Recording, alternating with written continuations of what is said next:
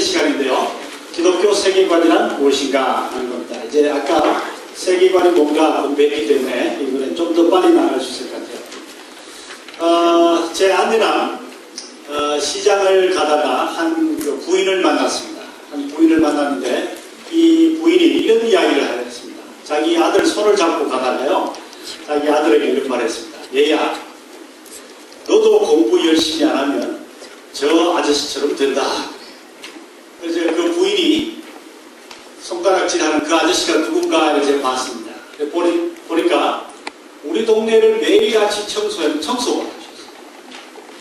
그래서 이 청소부 아저씨를 보고 손가락질을 하는 이 부인은 자기는 얼마나 잘났나 내일 봤어요. 보니까 저희 교회에서 기도를 제일 많이 한다고 소문난, 저희 교회에서 전도를 제일 많이 한다고 소문난 그런 분이었어요. 제가 얼마나 놀랐던지요. 그래서 저랑 제 아내랑 도대체 우리가 교회에서 뭘 하고 있나라고 생각을 했습니다. 굉장히 낙심이 됐고요. 여러분, 이 부인이 갖고 있는 세계관의 문제가 뭘까요? 여러 가지가 있을 것 같은데 한 가지만 여러분, 어떤 게 있을까요? 너도 공부 열심히 안 하면 저 아저씨처럼 된다. 이 부인의 믿음은 아마 엄청 좋을지 모르겠는데 세계관은 엄청 문제가 많아요. 뭐가 문제? 예, 직업 귀천 사상이 있죠, 그죠? 아마 유교적인 직업 귀천 사상인지 모르겠어요. 어디에서 배웠는지 함부로 보겠습니다. 예수 안에 직업 귀천 사상이 있습니까, 없습니까? 청소부든 목사든 청소부든 사장님이든 직업이 참여 있습니까, 없습니까? 참여이 없습니다. 죄 짓는 직업 아니면 다 거룩한 직업인데 이 부인은 교회를 20년 이상 다녔는지 몰라도 그걸 안 배운 것 같아요. 또 어떤 문제가 있습니다. 아마 교육관도 좀 문제가 있는 것 같아요. 그죠? 교육관도 문제가 여러 가지 문제가 있겠지만 그냥 이렇게 두 가지만 생각을 하고 이제 지나가겠습니다. 다시 말하면 우리가 교회를 다니다가도 이렇게 그 세상적인 세계관에 물이 들어가지고 성경적인 기독교적인 세계관을 안 갖고 있을 수 있어요. 그래서 지금 이 시간에는 이제 앞에 세계관 여러 가지 개념 정리를 했는데 이제는 어떤 것이 그러면 기독교 세계관인가 하는 걸 좀 살펴보겠습니다. 첫째, 기독교 세계관은 삼위일체 하나님의 마음을 아는 것. 마음이 곧 기독교 세계관입니다. 특히 예수님의 마음을 아는 것이 기독교 세계관을 아는 겁니다. 빌립보서 2장 5절에 보면 이런 말이 있습니다. 너희가 예수 그리스도의 마음을 품으라. 이런 말 알죠? 예수님의 마음을 품으라. 그런데 그 예수님의 마음은 예수님의 뭐 따끈따끈한 뭐 마음 이런 게 아닙니다. 그게 아니고 예수님의 생각을 가져라. 예수님의 사고방식을 가져라. 예수님의 세계관을 가져라는 그런 말입니다. 마치 자기가 하나님 나라의 하나님의 본체이셨지만 사람을 위하여 인간의 몸의 형체를 입고 겸손하게 낮아지셨듯이 예수님과 같은 그런 생각을 가지고 살아라. 그런 뜻이에요. 한번 여기 오스왈드 샌더스가 말한 걸 한번 읽어보겠습니다. 다 같이 한번 읽어봅시다. 굉장한 말인 것 같아요. 시작. 이 마음은 단순히 사고방식 그 이상을 의미한다.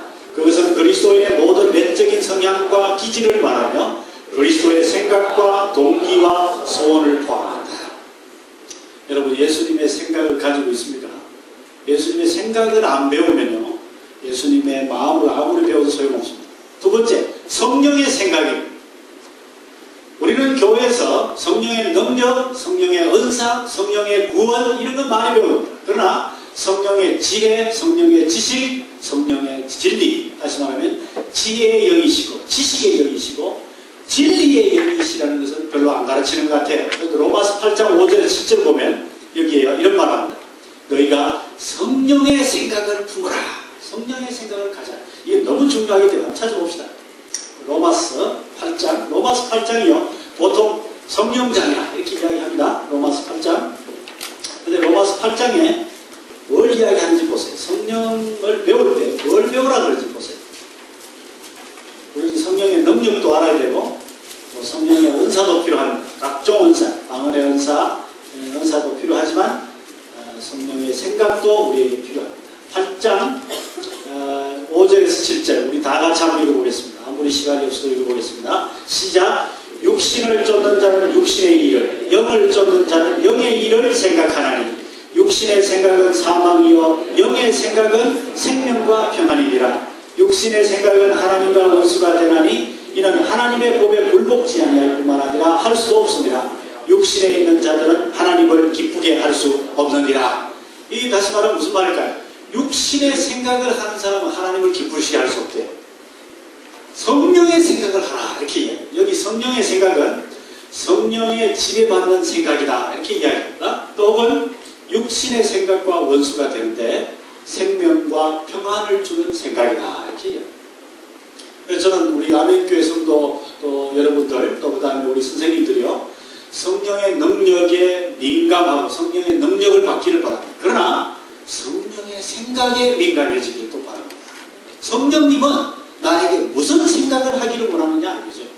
물론 한마디로 말하면 바른 생각과 성경적인 생각을 하기를 원합니다. 또 하나님 아버지의 뜻을 알아라. 이 뜻도 하나님의 마음입니다. 하나님의 마음. 여기 뜻이라고 하는 것은 요즘 우리 대학생들한테 물어보니까 뜻이 뭐고 그랬더니 will이라는 영어로 will. 그거 아닙니다. will은 뭐야? 의지잖아. 하나님의 의지가 아니고 뭐라고? 하나님의 마인드. 생각을 배우라. 로마서 12장 2절에 이런 말을 했습니다. 너희가 이 세상을 본받지 말고 오직 마음을 새롭게 함으로 하나님의 온전하시고 기뻐하시고 선한 뜻을 분별하라. 그러니까 여기에 나오는 뜻은 하나님의 생각을 말합니다. 하나님 아버지의 생각. 한번 우리 선생님들 실력을 테스트 한번 해보세요. 아멘교회 선생님들. 우리 법계에 나타난 하나님의 마음은 어떤 걸까요? 누구든지 한번 해보세요. 도대체 이 법계는 하나님 우리에게 뭘 말씀하시려고 할까? 하나님의 생각을 좀 읽어봅시다. 누구든지 좋습니다. 누구든지 이야기하세요. 시간 끌지 말고. 법계는 우리들에게 뭘 이야기할까요? 하나님의 임재 좋습니다. 이 그룹 날개 이 천사가 이 천사는 뭘 상징하죠? 이 날개는 하나님이 여기 계신다. 하나님이 임재하신다. 라는 것을 상징. 또 뭘 상징하죠? 법궤는 뭐가 들었습니까? 십계명 말씀이 들었죠. 말씀 중심으로. 그죠? 우리가 하나님의 말씀을 따라서 살아야 된다라는 것도 이야기해줘요. 더 중요한 게 또 있어요. 또 뭘까요? 이 십계명, 율법의 이 요구와 저주를 덮어주는, 우리 모든 그 죄값을 덮어주는 게 뭐죠? 이걸 뭐라 그래? 이 돌판을 뭐라 그래? 이 돌판을 뭐라 그러죠? 예, 시언좌. 이게 뭐시 시트라, 시언좌. 이게 되게 어렵죠? 대학생들한테 아무 문자 아니지? 시언좌. 무슨 말이에요? 의자는 의자인데, 무슨 의자? 자리는 자리인데, 무슨 의자? 하나님의 은혜의 자리라는 거죠. 율법은 우리들에게 저주와 우리들에게 또 교육을 가르쳐 주는데, 이 율법의 저주와 요구를 시언좌, 머시 시트, 은혜의 이 돌판이 눌러줍니다. 하나님의 은혜가 그것을 딱 막아버립니다. 하나님의 은혜로 그것을 우리가 덮어준다라는 그런 뜻이죠. 그래서 이 시언좌는 굉장히 중요한, 이 법계는 엄청 중요합니다. 근데 이걸 예술적으로 따져보면요, 이걸 좀 기가 막힌 또 작품이에요. 아카시아 나무로 만들었고, 거기다가 금으로 판을 입혔어요. 순금으로 판을 입혔습니다. 더더구나, 이 천사의 이 날개, 이 그룹이라고 하는데요, 이걸 어떻게 만들었는지 기가 막히게 순금으로 쳐서 만들었다. 네, 그런 의미에서 이런 그 하나님의 뜻, 하나님의 마음, 하나님의 생각을 성경에서 읽는 훈련을 많이 하시는 중입니다. 두 번째 봅시다. 기독교 세계관은 성경적인 비판 정신입니다. 앞에다가 하나 붙였습니다. 성경적인 비판 정신입니다. 그냥 비판 정신이 아니고요. 성경적인 비판 정신. 왜냐하면 고린도후서 10장 5절에 보니까 모든 이론과 하나님을 대적하여 높아진 모든 생각을 다 파라. 이 파한다는 단어가요. 요즘 학문적인 용어로 말할 것 같으면 비판하라는 그런 뜻입니다. 이 비판하는 말도 오해하지 마십시오. 안 좋다라는 거 이렇게 남을 부중한다 이런 뜻이 아니고 이거 무슨 말일까요? 아주 논리적으로 합당하게 판단하고 비판하는 그런 뜻입니다. 그래서 한번 예를 들어 봅시다. 여기 보니까 바울 사도가 비판하라고 하는데 크게 세 가지 같아요. 크게 세계관적인 세 가지다. 세계관적인 저는 크게 세 가지인데, 모든 이론, 하나님을 대적하여 높아진 것, 모든 생각을 다 비판하라. 한번 영어 실력 테스트 해보자. 여기에 보니까 이런 모든 하나님의 뜻과 하나님의 생각과 반대되는 것을 다 파하라 그랬는데, 파괴하다 영어 뭐죠? destroy. 중학교 1학년 때도. 근데 바울 사도가 여기서 쓰고 있는 단어는 destroy가 아니올수다. destroy는 뭔지 아세요? 여기 만약에 아멘 교회 여기 비전 센터를 짓기 위해서 땅을 파고 주차장을 부순다 할 때는요, destroy를 쓰는데 뭔가요? 대충 부수면, 포플레인이 와서 대충 부수면 차에 싣고 가면 되는 거예요. 예를 들어서 아멘 교회 너무 아름다운데 이걸 나중에 새로 짓는다. 지금 속도로 성도들이 너무 곧 지어 안 되겠습니까? 알겠죠? 교회를 다시 짓는다 할 때 대충 부수면, 포플레인이 부수면 추룩에 싣고 간다는 게 destroy. 바울은 그 단어를 안 쓰고 돌 위에 돌이 하나 남지 않도록 완전히 박살을 내라 그런 단어를 쓰고 있어요. 그 단어가 뭘까? 영어로 디말리시라는 단어.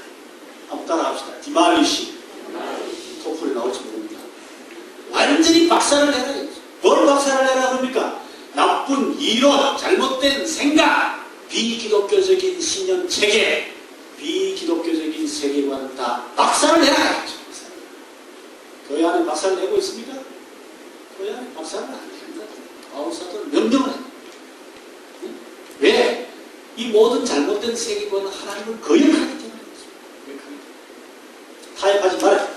그래서 여기 보십시다. 여기 저는 우리 시대에 특히 우리 학생들이 박살내야 되는 세계관을 제가 대표적으로 몇 개 적었습니다. 한번 왼쪽에서 한번 읽어봅시다. 왼쪽에서 한번 시작.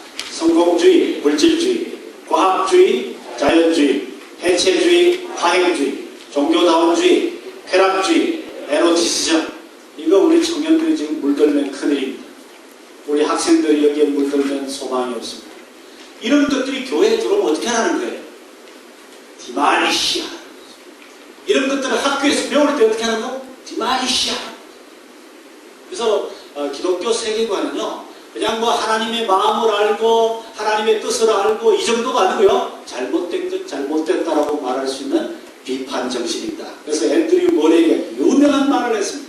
한번 다 같이 한번 읽어봅시다. 시작. 시대의 정신은 이단 중에 이단이다. 한번 물어볼게요. 원래 처음 선생님이 되신 분들 계십니까? 오늘 주일학교 선생님 처음 하시는 분? 처음 하시는 분? 아무도 안 계세요? 어디 신입 선생님 누가 계십니까? 거기 두 분이구나. 한 분? 오케이. 한 분을 볼게요. 오늘 2단 만나봤습니까? 2단. 예, 오늘 혹시 2단 뭐 여호와의 증인이나 이런 사람 만나봤어요? 오늘 만났어요? 오, 그래. 어디에 있어요? 어디에서? 강의실에서 2단을 만났어요. 와, 그래요. 요즘 강의실까지 쳐들어오고. 근데 우리는 매일같이 2단을 만나지 않아요. 그런데 나쁜 세계관은 매일같이 만나요. 신문을 펴면 만나고, 영화를 보면 만나고, 텔레비전을 틀면 만나요. 그래서 이 앤드류 머레이는 선교사들을 이렇게 부탁했습니다. 선교사 여러분, 2단하고 싸우려면 눈부릅 뜨지 말고 2단하고도 물론 싸워야 됩니다. 그러나 매일같이 만나는 2단 중에 2단을 갖고 싸우라고 했어요. 그게 뭘까요? 우리 시대의 잘못된 시대 정신, 잘못된 세계관. 저는요, 잘못된 세계관 중에 이 중에 제일 나쁜 걸 뭐라고 하죠? 뭐가 제일 나쁜 것 같아요? 우리 학생들을 제일 영혼을 갉아먹는 게 뭔 같아요? 여기에 지금 여기에 말려들면 말이죠. 여기 어머니들 이야기하실 것 같아요. 어느 것 같습니다. 제일 무서운 게 뭐 같아요? 예? 성공주의, 물질주의. 우리 학생들 아직까지 그 아직 조금 들긴 조금 이러죠. 벌써 뭐 초등부 학생이 그렇습니까? 상당히 빠르네. 예, 성공주의, 물질주의 병들면 큰일이죠. 우리 어른들이 잘 듭니다. 또 어디에 병들면 무서울 것 같아요? 예? 무슨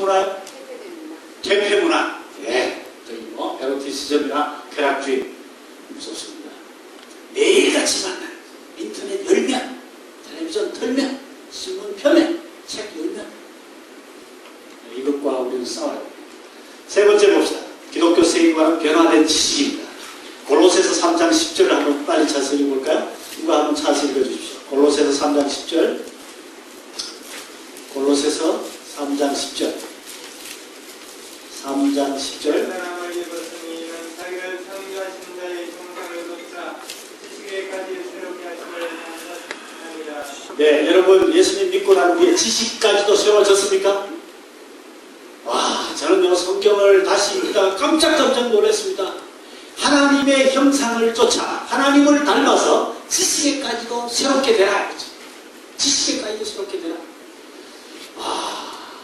그래서 이것이 우리 기독교인들이 해야 되는 절대한. 제가 여기 아주 대표적인 어른 제가 한 두 분을 모셨습니다. 여기 두 분은 제가 제일 세상에서 존경하는 분 중에 한 분인데 지금 이 남자분은 런던 한인교회를 20년 목회하시면서 수많은 우리 유학생들을 도왔던 사람이고 지금은 예스라 성경대학원 대학교의 총장입니다. 옆에 있는 부인은 이 한국 남자를 사랑해가지고 국제 결혼을 했던 신띠아 사모님이라는 그런 김북경 목사님과 신띠아 사모님. 근데 이 두 분이 결혼을 했는데 국제 결혼을 했어요. 이것도 세계관을 뒤집지 않으면 결혼 못하죠. 혹시 여기에 그런 생각 있으신 분 있습니까? 두 번째는 나이가 말이죠. 이 부인이 9살이 더 많아요. 부인이 9살이 더 많아요. 옛날에 30년 전에 부인이 9살이 더 많은 계에서 결혼하기 쉽지 않죠. 근데 결혼을 했는데 이미 아기를 낳을 때가 지났어요. 그래서 애를 입양하기로 했어요. 자기 자식이 아닌 다른 자식을 키우기로 결정을 했는데 여기에 왼쪽에 있는 이 은미라고 하는 여자아이를 입양을 했어요. 하나만 아니고 사실 아들도 하나 더 있어요. 두 아이를 키웠는데 얼마나 잘 키웠는지 몰라요. 그것도 세계관을 뒤집지 않으면 입양이 안 돼요. 또 하나는 여기 제가 이야기하려고 하는 핵심이 여기 있는 이 꼬맹이 누군가 하면 지금 이 손녀가 태어났는데 손녀가. 근데 자기 피는 한 방울도 안 섞였는데 손녀가 태어났는데 말이죠. 이런 말을 합니다. 너희 시어른은 평생 자기 손녀를 보고 이쁘고 얼마든지 할 테니까 처음 몇 달 나에게 좀 키울 수 있는 기회를 달라. 그래가지고 비행기값 다 내가지고 자기가 살고 있는 영국의 최고 좋은 병원에서 아기를 낳도록 해가지고 100일을 거기서 보내가지고 100일을 지내고 그다음 자 한평생 이제 너희 할아버지한테 가거라 할머니한테 가거라 그리고 보내줬다 합니다. 그래서 참 저는 이런 사람을 만나면 고개가 숙여져요. 왜냐하면요 어디까지 변화됐어요? 생각과 지식에까지도 변화가 돼요. 지식에까지도 변화가 돼요. 이 지식이 뒤집어지지 않고는 저렇게 여러 가지를 저렇게 할 수 있냐. 저는 여기 계시는 장로님, 권사님, 집사님, 선생님들 중에 아마 이런 대변화가 오신 분들이 많이 계시리라 믿습니다. 그래서 그런 선배들을 따라서 우리 여기 계신 젊은 선생님들도 어디까지 변화돼요? 지식에까지 변화. 이것이 기독교 세계관입니다. 그래서 한번 물어보겠습니다. 여러분에게. 다음 중 변화가 가장 느린 건 어느 겁니까? 내 마음을 다하여. 여기는요, 영어로 보면 with all your heart라고 했어요. 마음에 상처받은 것. 이거 빨리 변화되죠? 변화 빨리 안 돼요? 두 번째, 목숨을 다해라 그랬는데 with all your soul이라고 했어요. 네 영혼을 변화시켜라 그랬어요. 내 힘을 다하여, 내 뜻을 다하여, 내 몸을 다하여. 몸과 같이 이랬는지. 자, 이 5가지 중에 예수 믿자마자 변화되는 게 어느 거예요? 예수 믿자마자. 어느 게 제일 먼저 변화됩니까? 네? 예수 믿자마자 변화되는 게 어느 거죠? 내가 질문이 너무 많나? 제일 먼저 변화되는 게 뭐예요? 목숨을 다해. 이게 변화돼요. 여러분이 예수 믿는다는 것은 영혼이 변화됩니다. 두 번째, 어떤 사람은 감정이 치유가 되는 것 같아요. 억눌렸던 한과 여러 가지 슬픔과 감정이 치유가 어느 정도 일어나는 것 같아요. 그런데 제일 마지막까지 변화되지 않는 게 하나가 있습니다. 옳지 또 이게 뭘까요? With all your 뭐라고? mind라고 하는 여기 네 뜻을 다하여라는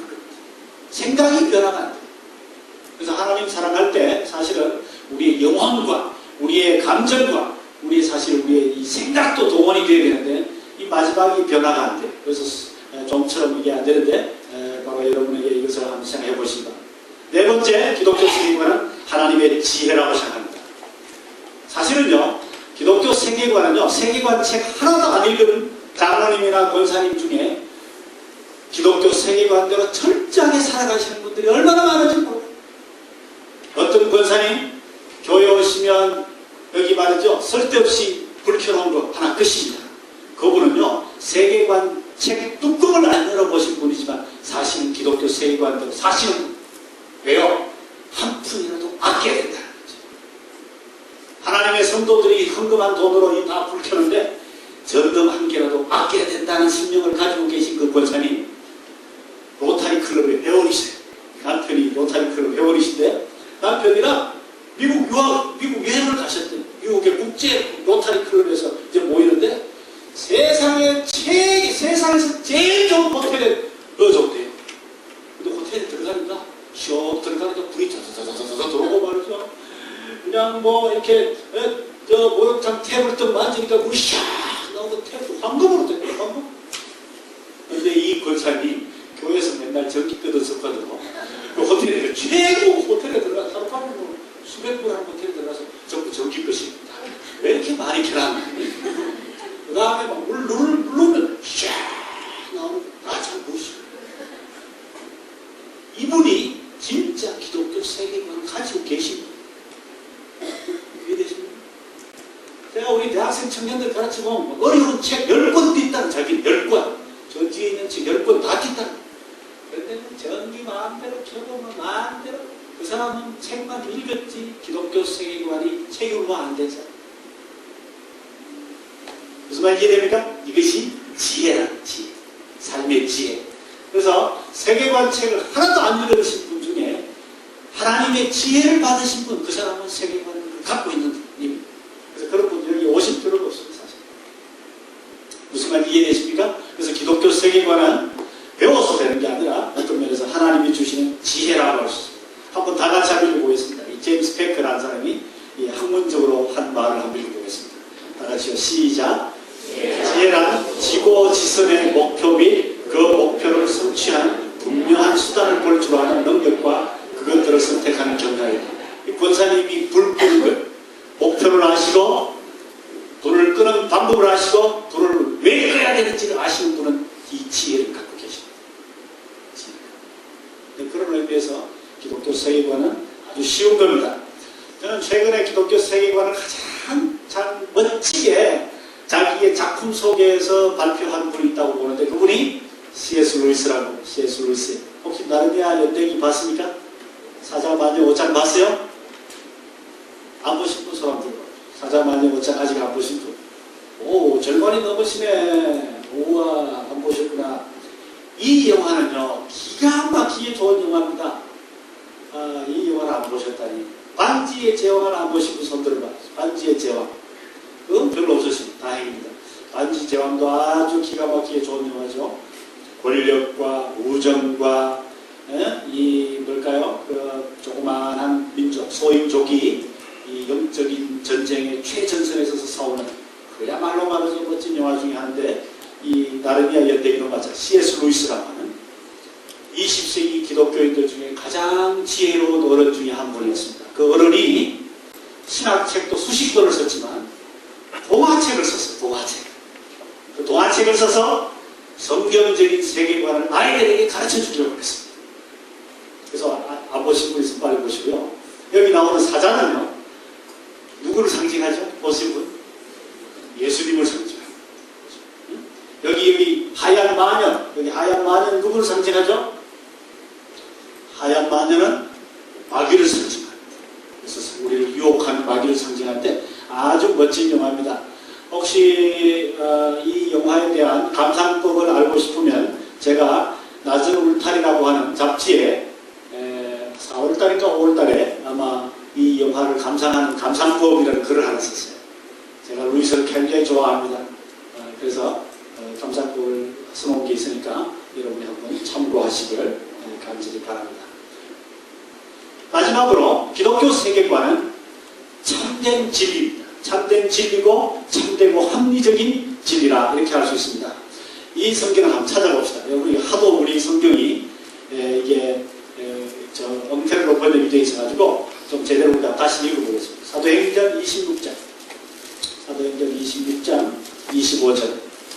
성경 갖고 오신 분은 다 찾아보십시오. 사도행전 26장 25절. 다 같이 읽어보겠습니다. 시작. 바울이 가로되 뱃속 각하여 내가 미친 것이 아니요 참되고 정신 차린 말을 하나이다. 여기 보면 참되고라는 이 말은요, true라는 이 말입니다. 진실되다 이 말, 맞다 이 말, 여기서는 옳다 이 말. 그리고 더 번역이 엉터리가 된 게 정신 차린 말이다 이 말인데, 우리 어른들은 옛날에 정신 차리라, 정신 차리고 믿어라 이러면 합리적으로 믿어라 이런 말이에요.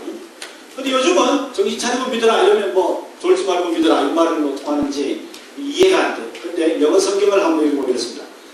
reasonable이라고 했어요. reasonable. 무슨 말일까요?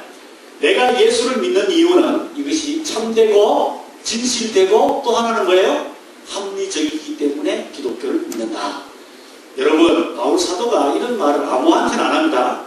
바울 사도가요, 루스드라 갔을 때는, 농민들에게 갔을 때는요, 하나님은 비를 내려주시고 빛을 주시는 분입니다 라고 설명했지만, 베스토와 같이 행정가요, 정치가요, 철학자 앞에 가서는 나는 내가 예수를 믿는 이유는 기독교가 합리적이기 때문에 믿습니다 라고 이야기합니다.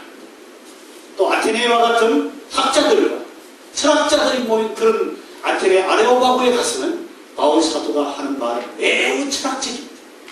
호모의 시를 인용하고 플라톤의 철학을 인용하면서 전도를 합니다. 그래서 여기 이제 어린아이들을 만나는 사람은 그 아이들에 맞게, 또 그것보다 좀 더 정신연령이 높는 아이들을 만났을 때는 그 아이들에 맞는 용어와 어떤 표현 방법을 사용해서 가르치고 전도할 필요가 있는 게 바로 이런 이유가 좀 상입니다. 자, 이제 마지막 이야기를 하나 마칩시다. 저는 겨울이 되면 장갑이 2켤레가 있어요. 장갑이 2켤레가 있어요.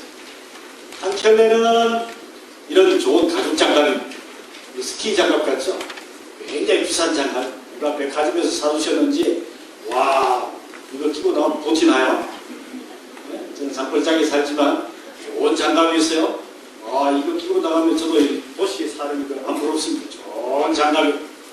근데 이 장갑은 문제가 있어요. 한참 끼고 있으면 손이 시려요. 저는 또 다른 장갑이 하나가 있는데, 이 장갑은 무슨 장갑인가? 털 장갑. 이건 제 아내가 짜준 장갑.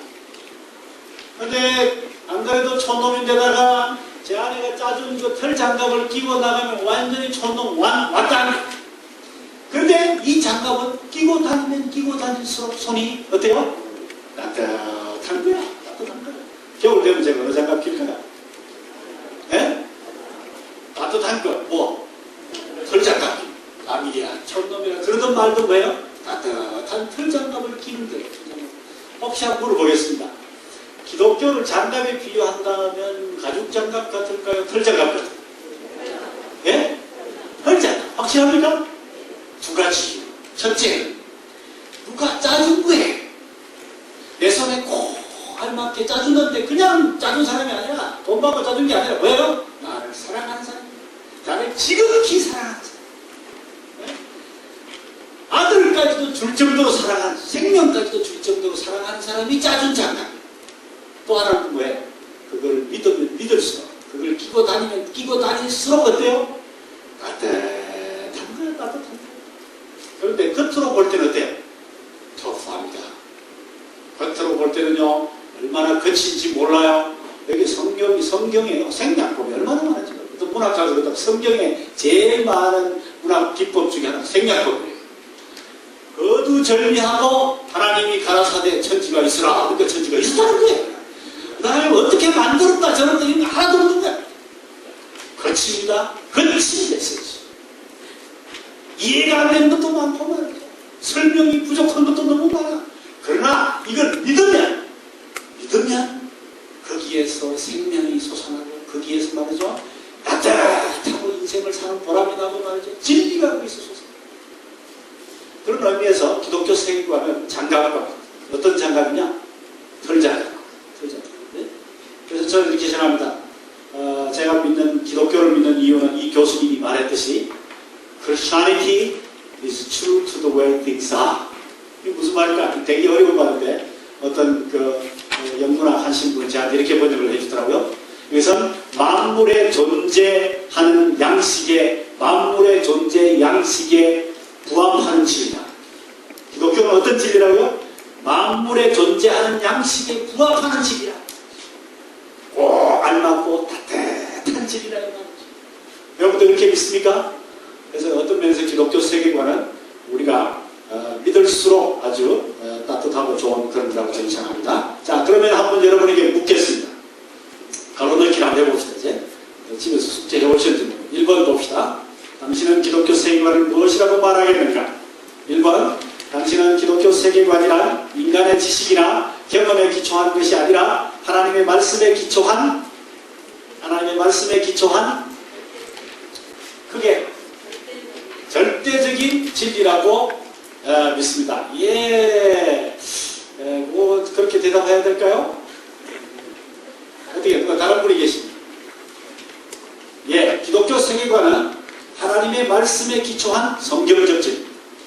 두 번째, 당신은 기독교 세계관이란 시대와 상황에 따라 달라지는 것이 아니라 어떤 시대와 문화에도 변함이 없는 이제 이거다 대답이다. 무슨 진리요? 절대적인 진리. 미국에서 진리는 한국에도 진리. 한국의 진리는 미국에서도 진리. 그죠? 미국의 진리는 아프리카에 가서도 진리가 돼. 시대와 상황이 달라져도 진리. 그것이 절대적인 진리입니다. 자, 세 번째 마지막입니다. 한번 크게 한번 읽어봅시다. 시작.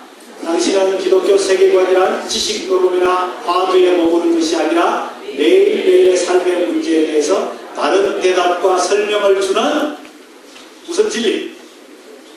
실천적 진리. 또 실제적인 진리. 좋습니다. 다 좋은데 실용적인 진리. 오, 실용적인 진리. 예, 그것도 좋은데요. 뭐 여러 가지 대답도 가능한데 저는 현실적 진리라 realistic truth 이렇게 얘기합니다. realistic truth. 그래서 우리가 믿는 이 세계관은 어떤 면에서 성경적 진리고 또 뭐예요? 절대적 진리고 현실적인 그런 진리죠. 여러분도 이걸 믿습니까? 이기 때문에 우리가 나도 믿고 다른 학생들에게 가르칠 가치가 있습니다. 자, 오늘까지가요. 절반이 왔는데 저는 기초 봉사를 했습니다. 이제 내일부터 모레까지는 기둥도 올리고 지붕도 올리고 이렇게 해서 제 강의 8시간을 마무리할 겁니다. 혹시 할렐루야 우리가 한 2분 3분밖에 안 남았네. 여러분이 원하시면 저는 뭐 밤을 셀 수도 있지만 질문 있으면 질문 무엇이든지 질문 있으면 누구든지요.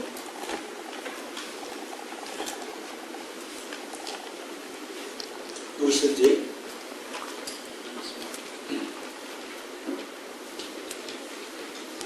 질문 있습니까?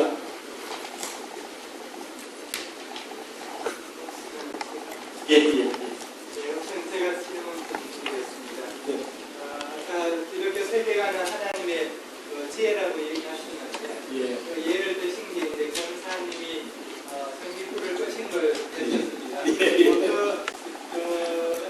저희도는 충분히 이해를 합니다. 이해를 하는데 한 가지 한 행동 단편적인 것을 가지고 우리가 보편적으로 얘기하기는 또 힘들다고 생각이 듭니다. 맞습니다. 그러니까 여러 가지 경우가 있기 때문에 맞습니다. 저는 그 말씀 예를 들으면서 이런 데도 이런 경우도 공기가 잘못된 그 경우도 있는데 그런 맞습니다. 저도 생각이 들고요. 저 친구 그 앞에 모든 생각을 타야 공성의 담론이 있는데 이 교회에서 공성회를 담론을 이렇게 모든 생각을 타라는 얘기는 여기에 구체적으로 어떻게 얘기하실 건지 모르겠습니다. 공성회를 바꾼 거지만은 그것을 그 동성애 사람들도 참 어쩔 수 없어 그렇게 하고 있는 불쌍한 사람들도 있으니까 예. 그들을 품어주는 그런 차원에서 예. 치료를 해주고 예. 그냥 그런 측면에서는 단번이 있어야 한다고 생각이 들거든요. 예, 맞습니다. 전적으로 동의합니다. 동성애자들 중에요, 유전적으로 태어날 때부터 문제가 있는, 생태적인 문제가 있는 사람들, 그런 사람들은 우리가 정말 치료할 수 있도록 병원비도 대줄 필요가 있고요. 또 치료를 도와줘야 되기도 하고요. 여러 가지로 우리가 더 사랑해 줘야 됩니다. 그런 사람 가끔 있습니다. 10,000명 중에 1명 있어요. 그러나 두 번째, 환경적으로 어릴 때 성폭행을 당했다든지, 어릴 때 뭐 나는 남자가 싫어서 또 여자가 싫어서 난 동성이 좋다, 이런 그 환경적인 요인에 의해서 동성애자가 된 사람, 이 사람은 정말 교육을 시키든지 정말 어떤 새로운 뭘까요? 이 사람도 치유가 필요하고요. 사랑해야 됩니다. 세 번째, 이념적으로, 세계관적으로 동성애를 선택을 한 사람이 있습니다. 이게 이제 제가 말한 제일 나쁜 케이스입니다. 뭔가 하면 동성애는 나의 성적인 개인적인 취향이다. 내 자아 실현의 한 방법으로서 나는 성적인 자유가 있다. 그래서 나 이거 내가 하겠다. 라고 생각을 가지고 의도적으로 선택한 사람이 99%입니다. 그러면 어떻게 하느냐? 이 사람하고는 대판 싸워야 됩니다. 다시 말하면 네가 갖고 있는 그 세계관, 담론이, 동성애 담론이 어떤 연유로 해서 어떻게 생겼으면 어떻게 지금 학문적으로 내려왔고 지금 여기에서 페미니즘과 함께 어떻게 개발이 됐는지를 분석을 해서 이론적으로 부숴야 됩니다. 그러나 이론적으로 싸운다는 의미가 그 사람을 인격적으로 모함을 하거나 그 사람을 무시하거나 그 사람을 교회에 오지 말라 그러거나 이래서는 안 된다. 그건 뭐 잘 아시겠지만 그런 사람들이 교회에 오면 더 환영해주고 더 사랑해줘야 돼. 더 우리가 감싸줘야 돼. 그러나 그것을 고칠 수 있도록 나쁘다라는 것은 분명히 고린도전서 9장에 보면 동성애와 남색함자와 이 동성애자들은 하나님 나라의 유혹을, 하나님 나라의 기업을, 하나님 나라에 들어갈 수 없는 죄 중에 하나를 지목합니다. 그래서 이걸 내버려 두면 문제가 있습니다. 또 교회 공동체를 또 어지럽힐 수도 있고. 그래서 저희 나그네 공동체가 저희 같으면요, 저희 집에 오면 똑같이 밥 먹이고요, 똑같은 침대를 깨끗하게 만들어주고요, 같이 놀고 같이 일하고 다 하는. 그 대신에 개인적으로 동성애의 담론에 대해서 그야말로 아주 치고받고 마음을 새부터 싸웁니다. 그러면서 사랑하고 도와주고.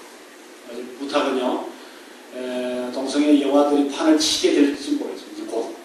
그 다음에 동성애자들이 지금 숨어있던 동성애자들이 커밍아웃을 할지 모르겠어요. 그런 사람들이 교회로 왔을 때요, 제발 받아주십시오. 특히 대학교 청년부에서 받아주시고 은밀하게 사랑하고 돌봐주고 누군가 책임지고 도와줘야 돼요. 그래서 회개할 수 있도록 그 길을 열어주는 창조. 그것이 제가 말씀드린 화라는, 그러니까 디몰시하라는 것, 그래서 잘못됐다는 것은 확실히 그것을 이론적으로, 학문적으로, 논리적으로 싸워라. 덮어주지 말고. 동두천에 가면 어떤 목사님, 제 친구 목사가 있는데 그분은 저보다 진짜 참 대단한 분. 그분은 동성애자들 한 30명 모아놓고 지금 치유하고 있어요. 예배를 드리고 있어요. 그리고 이제 하도 파트너를 자주 바꾸니까 이 목사가 이랬대요. 제발 1년만 한 놈만 사귀면 내가 해외 유학 보내줄게. 그 정도로 참 문제가 많습니다. 제가 상담한 한 청년은 지금 만나고 있는 그 남자는 19번째나. 대구예요. 그러니까 제가요, 그러니까 이런 사람은 더 사랑해야 돼요. 말을 할 때 더 조심해요. 상처받지. 그래서 동성애 교회가 생기기 전에, 동성애 목사들이 줄줄이 나오기 전에 우리 교회가 그런 사람들을 도와줘야 돼요. 그리고 우리 주변에 애들은요, 그냥 동성애 성향이 조금 있는 걸 가지고 동성애자라고 착각하는 일을 없도록 해야 됩니다. 그런 건 아닙니다. 우리 남자들이 자랄 때 16, 17살 때까지는요, 여자보다도 더 죽고 못 사는 게 왜? 남자친구들. 여학생들도 보세요. 여학생들끼리 손잡고 다니고 그러지? 그러다가 이제 이성의 눈을 뜨고 결혼도 하고 벗어나지 못하면 문제가 됩니다. 더 나쁜 놈은 동성애자가 아니고 동성애자보다 더 나쁜 놈이 있는데 양성애자. 그런 놈들은 진짜 교회에서 출교를 해요. 양성애자는 뭔지 아세요? 동성애도 하고 이성도 하고 두 가지 다 하는 놈은 진짜 고약합니다. 그래서 나는 교회에서 출교를 해요. 대단히 감사합니다. 혹시 또 다른 질문 있습니까? 예. 예.